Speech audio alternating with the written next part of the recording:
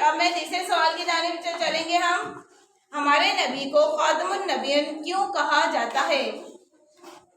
जी मरियम। हमारे प्यारे नबी सल्लल्लाहु अलैहि वसल्लम को खातमुन नबिय्यीन इसलिए कहा जाता है क्योंकि उनके बाद कोई नबी नहीं आएगा। जी शाबाश। नबी सल्लल्लाहु अलैहि वसल्लम ने इस्लामी तालीम लोगों को किस तरह से दी? किस तरह से तालीम दी थी आपने? अपनी इस्लामी तालीम को किस तरह से फर्ज किया था? जब उन्होंने अपने इस्लाम का जो किया था, जब मुसलमान हुए थे, मुसलमान दी तो कौन से शहर में शुरू की थी?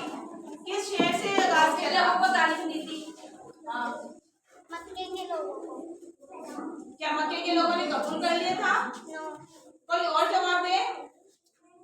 जी, क्या मक्के के लोगों ने कबूल कर लिया था?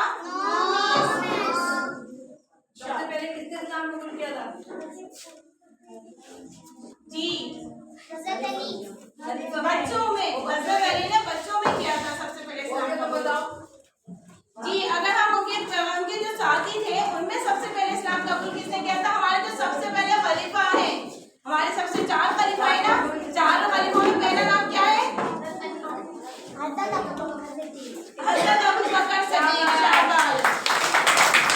इस तरह से आप सल्लल्लाहु अलैहि वसल्लम के जो साथी थे, साथियों में हज़रत अबू बकर सिद्दीक़ ने सबसे पहले इस्लाम कबूल किया, बच्चों में हज़रत अली ने, और औरतों में सबसे पहले किसने इस्लाम कबूल किया था? जी अस्मा बताइए। हज़रत खदीजा रज़ियल्लाहु अन्हा। शाबाश। सिर्फ हैंड राइज करना है, सबने नहीं बोलना कि मिस मैं और नहीं तो जवाब देना है, ठीक है? जी प्यारे बच्चों, ये बताइए ये जो हमारा इस्लामी महीना है ये कौन सा महीना है? जी सना बताइए कौन सा इस्लामी महीना है ये? रबी अव्वल का, ठीक है? रबी अव्वल का महीना है, 12 रबी अव्वल का फिर दिन आता है तो हम उस दिन 12 को ही इनको करेंगे, तारीख 12, लेकिन हम सिर्फ अभी महीने की बात करते हैं। शाबाश, बहुत अच्छा आंसर जवाब दिया आपने।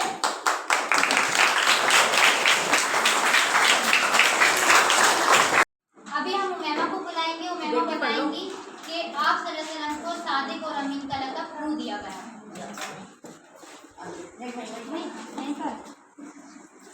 अस्सलाम वालेकुम, मेरा नाम है उमैमा। आज का मेरा मौजूद है हमारे रसूल हमारे हज़रत मोहम्मद मुस्तफ़ा सल्लल्लाहु अलैहि वसल्लम। हज़रत मोहम्मद सल्लल्लाहु अलैहि वसल्लम मक्के में पैदा हुए 22 रबीउल को पीर के दिन, और उनकी वालिदा का नाम हज़रत बीबी आमना था, उनके वालिद का नाम हज़रत अब्दुल्ला था। हज़रत और उनकी शादी को रबी का बताएं। अजीब इसमें आ जाइए। आपको पता है आज हम सब क्यों जमा हुए हैं यहाँ पर? किस लिए?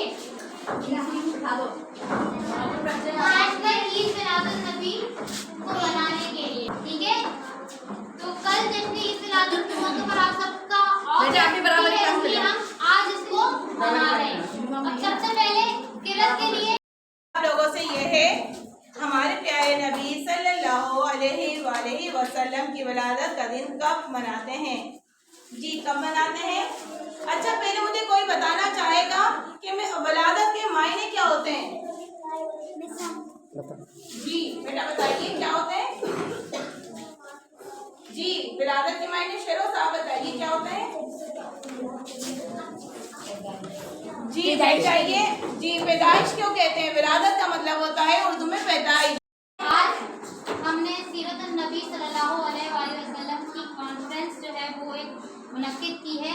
इसमें हम सीरत नबी सल्लल्लाहु अलैहि वसल्लम की ज़ात पाक पर जो है बात करेंगे कि आप सल्लल्लाहु अलैहि वसल्लम की सीरत मुबारक क्या थी, उन्होंने अपनी ज़िंदगी कैसे गुजारी है, इस्लाम की बातें किस तरह से दूसरों को बताई हैं और दूसरों को बताने से पहले खुद उन पर अमल करके दिखाया है। बच्चों आपको पता है कल जो हमारी छुट्टी का दिन है वो किस लिए है? कल क्या है? इस दिन क्या हुआ था?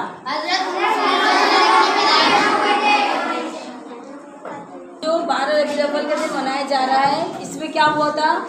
आप सल्लल्लाहु अलैहि वसल्लम की पैदाइश विशाल भी किस दिन हुआ था? मैं नहीं जाता तो नबी के घर की आन जाती है, लोगों तुम्हारा दीन जाता है, मेरी गैरते ईमान जाती है। कहा मुझे जाना होगा 8 जुल्हज को, लोग काबा की तरफ आ रहे हैं और अब्दुल्ला के नाम नबी सल्लल्लाहु अलैहि वसल्लम मज़हबी हमेशा सच बोलते थे, कभी झूठ नहीं बोलते थे, सादिक सच्चे थे और हर किसी की अमानतें रख के उन लोगों को वापस देते थे और ईमानदार थे और उन्होंने हमें दीन के रास्ते पर चलना सिखाया। और रोज पीर के दिन सुबह सादिक के वक्त पैदा हुए थे। आप सल्लल्लाहु अलैहि वसल्लम का अखलाक बहुत अच्छा था, आप नहायत ईमानदार थे और किसी की जो कोई आपके पास अमानत रखवाता था आप उसमें खयानत नहीं करते थे। अभी आपको सुबह मैंने पढ़ाया ना,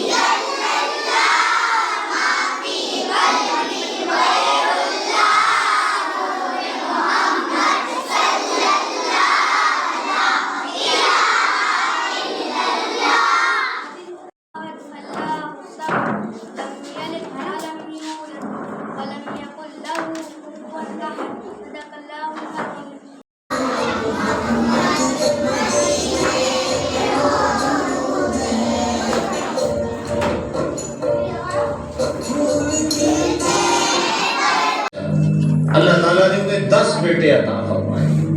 उन्होंने मदद मांगी थी, ऐ अल्लाह अगर तू मुझे 10 बेटे दे और वो जवान हो, तनोमंद हो, तो मैं एक बेटा तेरे रास्ते में कुर्बान करूंगा। जब हजरत अब्दुल्ला जो कि हजरत अब्दुल मुत्तलिब के छोटे फर्जंद थे, उनकी उम्र 18 साल हुई तो हजरत अब्दुल मुत्तलिब को अपनी मन्नत याद आया। उन्होंने अपने 10 बेटों को बुलाया, कहा बेटा मैंने काबा के रब से ये वादा किया है कि अल्लाह मुझे अगर 10 बेटे देगा तो मैं एक बेटा अल्लाह की राह में कुर्बान करूंगा। अब तुम बताओ तुम्हारी राय क्या है। कहानी हरम की फिर दोबारा दोहराई जा रही है। कहा राय बताओ। 10 के 10 बेटों ने गर्दन खम कर दी। कहा एक बेटे को ज़ब्ह करना है, कहा जिसको चाहो। कहा नहीं, मैं बुरा डालता। जब बुरा डाला तो हजरत अब्दुल्ला के नाम बुरा निकल आया। फरिश्ते फिर तब बखुद थे, मालिक तूने इसकी पुश्त में अमानत रखी है और आज इसको भी ज़ब्ह किया जाएगा। कायनात पर फिर कोहराम मचने लगा। हजरत अब्दुल मुत्तलिब आस्तीने चढ़ा रहे, हाथ के अंदर छुरी है। ये खबर पूरे मक्के सवाल भी पूछूंगी। इससे पहले मैं आपको हज़रत मोहम्मद सल्लल्लाहु अलैहि वसल्लम के बारे में बताना चाहूँगी कि आपके क्या इखलाक थे जिसकी वजह से पूरी दुनिया मुतासिर हुई और मक्के की जहालत किस तरह से ख़त्म हुई। हजूर पाक सल्लल्लाहु अलैहि वसल्लम के आला इखलाक के दर्जे पे फाइज थे। अल्लाह ताला ने आप सल्लल्लाहु अलैहि वसल्लम को नहायत रहीम, शफीक और बुलंद इखलाक बनाया। इस बात की गवाही दी कि आप सल्लल्लाहु अलैहि वसल्लम आला दर्जे पर फाइज हैं। इखलाक के लिहाज से आपका कोई सानी नहीं, आपका इतना बुलंद और आपके जैसा कोई इखलाक का मालिक अल्लाह ताला ने दूसरा बंदा है ही नहीं इस कायनात में। आपके जैसा शफीक, रहीम और माफ़ करने वाला। इखलाक के लिहाज से कोई खसूसियात ऐसी नहीं थी कि आप सल्लल्लाहु अलैहि वसल्लम के इखलाक में मौजूद ना हो। अल्लाह ताला ने हर खूबी से आपको नवाजा। इरशाद बारी ताला है वमा अरसलनाका रहमतुल आलमीन। ये हमारा सूरत है जो अनबिया है, सूरत अनबिया का है 107 आयत है। ए और ए पैगंबर हमने आपको तमाम जहानों के लिए रहमत बनाकर भेजा। इसी से रिलेटेड एक बात बताऊंगी। अबू दरदा का एक वाक़या है। एक मरतबा एक यहूदी आप सल्लल्लाहु अलैहि वसल्लम को आग और दरख्त के नीचे आराम फरमा रहे थे। उसने देखा कि उसको पहले से उसने इरादा किया हुआ था कि मैं आपको कत्ल करूंगा मौका पाकर। जब वो देखता है कि आप सल्लल्लाहु अलैहि वसल्लम मतलब आराम से जो है आराम कर रहे हैं, तो मैं जो मैंने एक नापाक इरादा कर चुका हूँ उनको कत्ल करने का, आज से भरपूर मौके से फ़ायदा उठाया जाए। तो इस नियत से जब वो आगे बढ़ता है तो लेकिन जैसे वो आगे बढ़ता है आप सल्लल्लाहु अलैहि वसल्लम की आँख खुल जाती है और उससे हिब्बत इस तरह की उसके ऊपर खौफ इस तरह से तारी होता है कि उसके हाथ से तलवार छूट जाती है।